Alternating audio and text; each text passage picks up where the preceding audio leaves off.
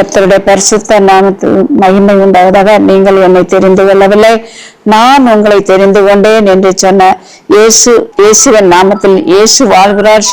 ஜெப வீட்டிலிருந்து Joy cook news மூலம் உங்களை சந்திப்பதில் மகிழ்ச்சி அடைகிறேன். ஆமேன். ஒரு நிமிடம் தலைகளை தாழ்த்தி செபிப்போம். தேடி இயேசு வந்தார், என்னை தேற்றி வாழ வைத்தார். தேடி இயேசு வந்தார், என்னை தேற்றி வாழ வைத்தார். கண்ணீர் கடலினிலே நான் கதறி மூழ்கையிலே, கண்ணீர் கடலினிலே நான் கதறி மூழ்கையிலே, கர்த்தர் தம் கரம் நீட்டினார், கர்த்தர் தம் கரம் நீட்டினார், என் கண்ணீரெல்லாம் துடைத்தார். இயேசு என் கண்ணீரெல்லாம் துடைத்தார். தேடி இயேசு வந்தார், என்னை தேற்றி வாழ வைத்தார். பாவ சேற்றினிலே நான் மூழ்கி போகையிலே, பாவ சேற்றினிலே நான் மூழ்கி போகையிலே, கல்வாரி இரத்தத்தாலே, கல்வாரி இரத்தத்தாலே கழுவி மீட்டு கொண்டார், என்னை கழுவி மீட்டு கொண்டார். தேடி இயேசு வந்தார், என்னை தேற்றி வாழ வைத்தார். நோயின் பிடியினிலே நான் வாடி தவிக்கையிலே, நோயின் பிடியினிலே நான் வாடி தவிக்கையிலே, இயேசுவின் காயங்களால், இயேசுவின் காயங்களால் சுகமானேன், சுகமானேன், நான் சுகமானேன், சுகமானேன். தேடி இயேசு வந்தார், என்னை தேற்றி வாழ வைத்தார். எத்தனை ஆண்டுகளோ நான் இஷ்டம் போல் வாழ்ந்து வந்தேன், எத்தனை ஆண்டுகளோ நான் இஷ்டம் போல் வாழ்ந்து வந்தேன். மகராஜன் இயேசு வந்தார், மகராஜன் இயேசு வந்தார், என்னை மகளாய் ஏற்று கொண்டார், என்னை மகளாய் ஏற்று கொண்டார். தேடி இயேசு வந்தார், என்னை தேற்றி வாழ வைத்தார். தேடி இயேசு வந்தார், என்னை தேற்றி வாழ வைத்தார். சோதரங்கர்த்தாவே, இந்த அருமையான இந்த நாட்கள் ஆண்டவரே, டிவி மூலம் பேசுவதற்குள்ள வாஞ்சியும் கிருபையும் ஆண்டவரே நீர் தந்தருளும்படியா செபிக்கிறோம் தகப்பனே. என்றுக்கு உதவாத இருந்த எங்களை கொண்டு ஆண்டவரே நீர் உம்முடைய நாமத்தை மகிமைப்படுத்துவதற்கு, உம்முடைய நாமத்தை பேசுவதற்கு தகுதியில்லாத எங்களை கொண்டு ஆண்டவரே பயன்படுத்தி வருகிறீரே, அதற்கு நன்றி செலுத்துறேன் தகப்பனே. இந்த டிவி மூலம் ஆண்டவரே ஆண்டவரை பார்த்து கொண்டு இருக்கிற ஒவ்வொரு பிள்ளைகளை ஆண்டவரே உம்முடைய கருத்திலே தந்து செபிக்கிறோம் தகப்பனே. ஒன்றுக்கும் உதவாத என்னை கொண்டு நடத்தின தேவன் உங்களே நடத்த வல்லமை உள்ளவராய் இருக்கிறார் என்பதை உணர்ந்து கொள்ளுகிற பாக்கியத்தை ஒவ்வொருவருக்கும் கொடுக்கும்படியே செபிக்கிறேன் தகப்பனே. பிள்ளைகள் என்ன வாஞ்சியோடு டிவி மூலம் ஆண்டவரை பார்த்து கொண்டு இருக்கிற பிள்ளைகள் என்ன எங்களுடைய கஷ்டங்கள் தீராதா, எங்களுடைய பலவீனம் மாறாதா, எங்களுடைய பிசாசின் கிரியைகள் மாறாதா, எங்களுடைய கட்டப்பட்டிருக்கிற கட்டுகளிலிருந்து ஒரு விடுதலை கிடைக்காதா, நாங்க காயப்பட்டு கொண்டே இருக்கிறோமே, எங்களுக்கு காயத்திலிருந்து ஒரு மாற்றம் வராதா என்று எண்ணிக்கொண்டு இருக்கிற ஒவ்வொரு பிள்ளைகளையும் ஆண்டவரே நீர் கண்ணோக்கி காண்கிற தேவன் ஆண்டவரே. வேத வசனம் சொல்லுவே, முதலாவது தேவனுடைய ராஜ்யத்தையும் அவருடைய நீதியும் தேடுங்க, அப்பொழுது உங்களுக்கு இவைகள் எல்லாம் உங்களுக்கு கூட கொடுக்கப்படும் என்று சொன்ன வார்த்தையின்படி ஆண்டவரே பிள்ளைகள் முதலாவது தேவனுடைய ராஜ்யத்தை தேடுகிற பிள்ளைகளாக, நீதியின்படி வாழுகிற பிள்ளைகளாக ஆண்டவரே இந்த பிள்ளைகள் ஆண்டவரே அப்பா பிள்ளைகள் கேட்டுக்கொண்டிருக்கிற வார்த்தையின்படி ஆண்டவரே ஒரு உணர்வடைகிற பிள்ளைகளாக வாழத்தக்க கர்த்தர் கிருபை செய்யும்படியே செபிக்கிறோம். ஆண்டவரே நீர் சொன்ன வார்த்தையின்படி ஆண்டவரே நினைப்பதற்கும் வேண்டுவதற்கும் அதிகமாய் செய்கிறேன் என்று சொன்ன வார்த்தையின்படி ஆண்டவரே பிள்ளைகள் நினைப்பதற்கும் வேண்டுவதற்கும் நீங்க அதிகமாய் செய்து கொடுத்து பிள்ளைகளுடைய கரங்களை எல்லாவற்றையும் ஆண்டவரே நீர் ஆசீர்வதித்து நடத்தும்படியாய் செபிக்கிறேன் தகப்பனே. இந்த ஆண்டுல 2026 ஆண்டு ஆண்டவரே வாக்குத்தத்த வசனம், நீ பயப்படாதே நான் உன்னோடு இருக்கிறேன் என்று சொன்ன வசனத்தின்படி எங்களை நீங்கள் பயப்படாதபடி, கலங்காதபடி, திகையாதபடி எங்களை நடத்துகிற தேவன் இந்த பிள்ளைகளை நடத்துவீர் என்பதை நாங்கள் கண்காணித்துக் கொண்டு இருக்கிற தகப்பன் நீங்க அப்பா. நீர் ஆண்டவரே பிள்ளைகளுடைய எண்ணங்களையும் இயக்கங்களையும் ஆராய்ந்து அறிந்து ஆண்டவரே நாங்கள் உணர்ந்து கொண்டது போல பிள்ளைகளும் உணர்வடையத்தக்க கர்த்தர் கிருபை செய்யும்படியே செபிக்கிறோம். ஆண்டவரே எங்களுக்கு இந்த டிவி மூலம் பேசுவதற்குள்ள வாய்ப்பளித்த அன்பு போதகருக்கு நன்றி சொல்லி எங்களுடைய ஆண்டவரே எண்ணங்களையும் இயக்கங்களையும் விருப்பங்களையும் உங்களுடைய வார்த்தையை மட்டும் பேசத்தக்க உள்ள கிருபையும் ஞானத்தையும் தந்து தாங்கி நடத்தும்படியே செபிக்கிறேன். அடிமை தாழ்த்தி ஒப்பு கொடுக்கிறேன். குறைகளை குற்றங்களை மன்னிங்கப்பா. துதிகான மைமேல உமக்கே சுத்துறேன். இயேசுவே நாமத்தை செபிக்கிறேன் நல்ல பிதாவே, ஆமேன். அல்லேலியா. ஏசாயா தீர்க்கதரிசி புஸ்தகம் 41 அதிகாரம் 13வது வசனம். ஏசாயா தீர்க்கதரிசி புஸ்தகம் 41 அதிகாரம் 13வது வசனம்.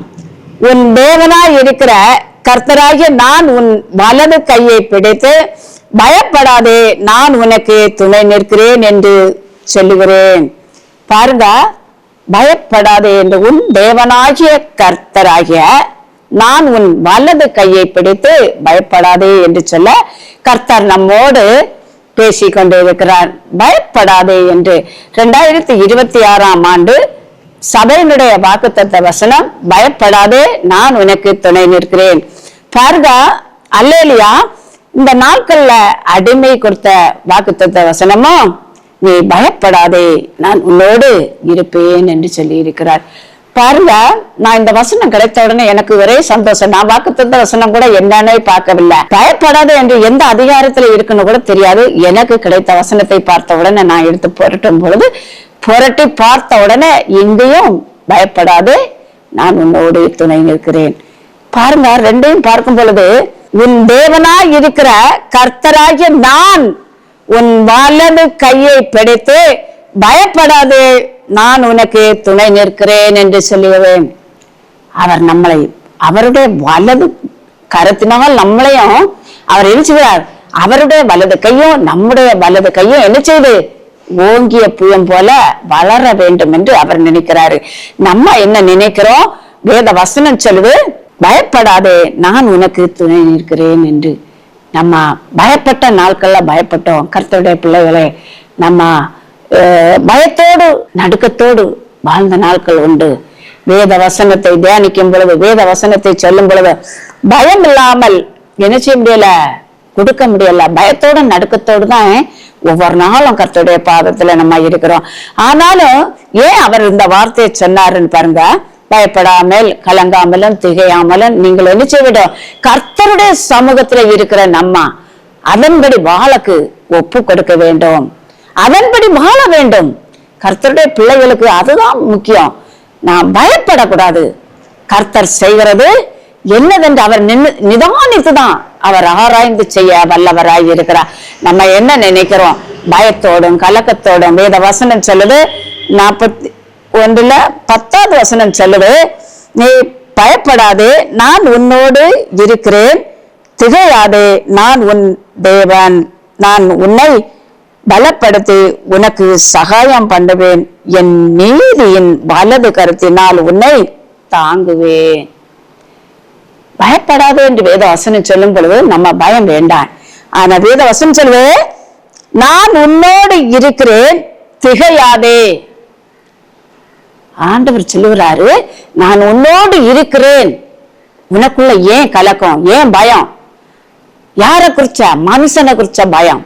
இயேசு கிறிஸ்து சொல்லுகிறார், இருக்கிறேன் திகையாதே நான் உன் தேவன். அவர் தான் நம்மளை நடத்த வல்லவராய் இருக்கிறார். அவர் தான் நம்மளை ஒவ்வொரு நாளும் காக்க வல்லமை உள்ள தேவனாய் இருக்கிறார். அதான் வேத வசனம் சொல்லுது, நான் உன்னை பலப்படுத்தி உனக்கு சகாயம் பண்ணுவேன், என் நீதியின் வலது கரத்தினால் உன்னை தாங்குவேன். அவருடைய வலது கரத்தினால் நம்மளை தாங்கி கொண்டு இருக்கிறார் என்று வேதம் சொல்லுகிறது. ஒவ்வொரு நாளும் பாடுகள் உண்டு, உபத்திரங்கள் உண்டு, கலக்கங்கள் உண்டு, நிந்தனைகள் உண்டு, அவமானங்கள் உண்டு. அதிலிருந்து நம்ம பெரிய ஒரு மீட்பை பெற்றுக்கொள்ள வேண்டும் என்றால் நம்ம பயப்படாதபடி, கலங்காதபடி நம்ம என்ன செய்ய வேண்டும்? திட உள்ள நம்பிக்கை உள்ள பிள்ளைகளாக, நம்பிக்கையில விசுவாசத்தை வைத்து, விசுவாசத்துல புடமிடாதபடி கர்த்தருடைய வாழ்க்கையில கர்த்தர் நம்மளை நடத்துகிற விதங்களை பார்க்கும் பொழுது, கர்த்தருடைய பிள்ளைகளை ஒவ்வொரு நாளும் அவருடைய சமூகத்துல நம்ம ஓடோடி வந்திருக்கிறது, ஓடோடி வருகிறது இல்ல முக்கியம். 40 நாள் உபவாச கூடவே இருந்தது. 40 நாளும் கர்த்தருடைய சமூகத்துல ஓடோடி வந்தோம். வர இருந்தவர்களும் உண்டு, வந்த பிள்ளைகளும் உண்டு. அதுல முக்கியம் தேவனோடு உள்ள உறவுல நீ எத்தனை நாட்கள் வாழ்ந்தேன் என்பதுதான் உண்மையான சத்தியம். நம்ம எத்தனை நாட்கள் தேவனோடு உள்ள உறவுல அவரே நம்பி, அவரே நாடி தேடி, அவரே பின்பற்றி, அவருடைய சத்தியம் தான் என்னை வாழ வைக்கிறது, அவருடைய சத்தியம் தான் என்னை மேன்மை காட்டுது, அவருடைய வழியின்படி நடக்கும் பொழுது அவர் எனக்குள்ள எல்லாவற்றிலும் இருந்து என்னை மீட்டெடுத்து என்னை சுகபலமா பாதுகாக்கிறாரே. அதற்குதான் நம்மளை அழைத்திருக்கிறார். கர்த்தருடைய பிள்ளைகளை நமக்கு ஒருபோது வெட்கப்படுத்துகிற தகப்பன் அல்ல. அவர் நமக்கு ஏன் சொன்னாரு? பயப்படாதே, கலங்காதே, திகையாதே. ஏன் கர்த்தருக்குள்ள நீ பயத்தோடு இருக்கிறாய் என்று. பயம் வேண்டாம். கர்த்தருடைய பிள்ளைகளுக்கு நடுக்கம் வேண்டாம். கர்த்தரு என்னோடு வாசம் பண்ணி கொண்டே இருக்கிறார். அவர் சொன்னது போல சகாயம் உனக்கு பலப்படுத்தி உனக்கு சகாயம் பண்ணுவேன், என் நீதியின் வலது கரத்தினால் உன்னை தாங்குவேன். அவருடைய வலது கரம்தான் நம்மளை ஒவ்வொரு நாளும் அவருடைய சமூகத்துல கொண்டு சேர்க்கிறது. அவருடைய வலது கரம்தான் உன்னை என்ன செய்து நீ நினைப்பதற்கு வேண்டுவதற்கோ அதிகமா உன்னை நடத்துறான்னா அவருடைய வலது கைதான். அவருடைய வலது கைதான் நம்மளை என்ன செய்து விழுந்து கிடந்தாலும் தூக்கி நம்மளை நிறுத்த வல்லமை உள்ளவராக இருக்கிறார். நீ தூங்கும் போதோ ஒருவேளை தூங்கி எழும்புறியா என்னன்னு அவருக்கு தான் தெரியும். தூங்குகிற நீ நித்திரையோடு தூங்கும் பொழுது காலையில் எழுந்திருக்கிறது யாரு? ஆனா பயப்படாமலும் கலங்காமலும் திகாமலும் இருக்கிற பிள்ளைகளை கர்த்தர் வேலி அடைத்து காக்க வல்லமை உள்ளவராய் இருக்கிறார். வேத வசனத்துக்கு நம்ம முக்கியத்துவம் கொடுத்து வேத வசனத்தை முதல்ல கேட்கிற பிள்ளைகளாக அதன்படி வாழுகிற பிள்ளைகளாய் நம்ம வாழும் பொழுது கர்த்தர் நம்மளை என்ன செய்வாரு? நடத்த வல்லமை உள்ளவராய் இருக்கிறார். அதே அதிகாரத்துல எசையா 41:9 வசனம் சொல்லுது, நான் பூமியின் கடையாந்தரங்களில் இருந்து உன்னை எடுத்து அதன் எல்லைகளில் இருந்து அழைத்து வந்து நீ என் தாசன், நான் உன்னை தெரிந்து கொண்டேன், நான் உன்னை வெறுத்து விடவில்லை என்று சொன்னேன். பாருங்க, அவர் சொல்லுகிறாரு, நான் பூமியின் கடையாந்தரங்களில் இருந்து உன்னை எடுத்து அதிலிருந்து அதன் எல்லைகளில் இருந்து அழைத்து வந்து நீ என் தாசன், நான் உன்னை தெரிந்து கொண்டேன், நான் உன்னை வெறுத்து விடவில்லை என்று சொன்னேன். ஏன் சொன்னாரு? அன்பான கேட்டுக்கொண்டு இருக்கிற சகோதரிமார்கள், சகோதரர்மார்கள், பிள்ளைகள், தாய் தகப்பன்மார்கள் உணர்வடைய வேண்டும். வேத வசனம் சொல்லுது, நான் பூமியின் கடையாந்தரங்களில் இருந்து பூமியிலே உன்னை பிறக்க வைத்து உன்னை வாழ வைத்து உன்னுடைய கஷ்டத்தின் மத்தியிலோ உன்னுடைய வேதனை மத்தியிலோ அந்த வனாந்தரத்திலிருந்து கடையாந்தரங்களில் இருந்து உன்னை எடுத்து அதன் எல்லைகளில் இருந்து அழைத்து வந்தது எதற்காக? பாருங்க, அழைத்தவர் உண்மை உள்ளவர். கர்த்தர் கைவிடுவதற்கு உங்களை அழைக்கவில்லை. கர்த்தருடைய கற்பனைகளையும் கட்டளைகளையும் கை கொண்டு வாழத்தக்க கர்த்தர் நம்மளை அழைத்திருக்கிறார். அதை எல்லைகளில் இருந்து அழைத்து வந்து நீ என் தாசன், நீ யாரு? என்னுடைய பிள்ளைகள், என்னுடைய நேச குமாரத்திகள், குமாரர்கள் என்று அழைத்து நான் உன்னை தெரிந்து கொண்டேன். வேத வசனம் சொல்லுது, நான் தான், அவர் தான் நம்மளை தெரிந்து கொண்டாரு. அல்லாம நம்ம தெரிந்து கொள்வதற்குள்ள வாய்ப்புகளே இல்லை. ஏன் கேட்டா ஆர்சி பாரம்பரியத்திலே மூழ்கி இருந்த எங்களை தேவன் தான் தெரிந்து கொண்டு எங்களை வழிகாட்டுதல் நம்மளை காட்டி இந்த இடத்துல கொண்டு வந்திருக்கிறார். அவருடைய திட்டம். அவர் சொன்னது போல நான் உன்னை வெறுத்து விடுவதற்கு அல்ல, வெறுத்து விட இல்லை, அவர் வெறுக்குவதற்கு அழைத்து கொண்டு வரவில்லை. நம்ம படிக்காத இருந்த என்னை கொண்டு, பேதையா இருந்த என்னை கொண்டு கர்த்தர் என்னை டிவி மூலம் பேசுவதற்கு கூட வாய்ப்புகளை தந்த கர்த்தர் உண்மை உள்ளவர். அல்லேலூயா. தேவனுடைய சத்தியத்தை நம்ம முழுமையாக அறிய வேண்டும். சத்தியத்தின்படி வாழும் பொழுது அவர் நம்மோடு வாயோடு வாயாக அவர் பேச வல்லமுள்ளவராய் இருக்கிறார் என்பதை நான் உணர்ந்து கொண்டேன். அதே போல கர்த்தருடைய பிள்ளைகளை, கேட்டுக்கொண்டு இருக்கிற பிள்ளைகளை உணர்வடைய வேண்டும். நான் அதிலே உண்மையும் உத்தமா வாழும் பொழுது கர்த்தர் என்னுடைய வாயோடு வாயாக அவருடைய வார்த்தையை தந்து என்னை வாயை விரிவாய் தர என்று சொல்லி இருக்கிறார். அதே போல என் நாவில் இருந்து வருகிற வார்த்தைகளோ, நம்ம பேசுகிற பேச்சுகளோ உண்மை உத்தமா இருக்கும் பொழுது கர்த்தர் நம்மோடு வாசம் பண்ண கர்த்தர் நம்ம என்ன செய்கிறார்? நான் உன்னை வெறுத்து விடவில்லை என்று சொன்ன வார்த்தையின்படி நம்ம என்ன செய்கிறார்? நடத்துகிறார் என்பதை உணர்ந்து கொள்ள வேண்டும். ஏசாயா தீர்க்கதரிசி புஸ்தகம் 42ஆம் அதிகாரம் 1வது வசனம். ஏசாயா தீர்க்கதரிசி புஸ்தகம் 42ஆம் அதிகாரம் 1வது வசனம். இதோ நான் ஆதரிக்கிற என் தாசன், நான் தெரிந்து கொண்டவரும் என் ஆத்துமாவுக்கு பிரியமானவருமா இவரே, என் ஆவியை அவர் மேல் அமர பண்ணுவேன், அவர் புறச்சாதிகளுக்குள்ளே நியாயத்தை வெளிப்படுத்துவார் என்று சத்தியம் சொல்லுகிறது. பாருங்க கர்த்தருடைய பிள்ளைகளே, அல்லேலூயா. கர்த்தருடைய பிள்ளைகளே, இதோ நான் ஆதரிக்கிற என் தாசன். வேத வசனம் ஒன்றும் பொய் அல்ல, எல்லாமே சத்தியம் இதுல நிறைந்திருக்கிறது. சத்தியத்தை நம்ம அறியும் பொழுது அவர் என்ன வெளிப்படுத்தி தர வல்லமை உள்ளவராய் இருக்கிறார்.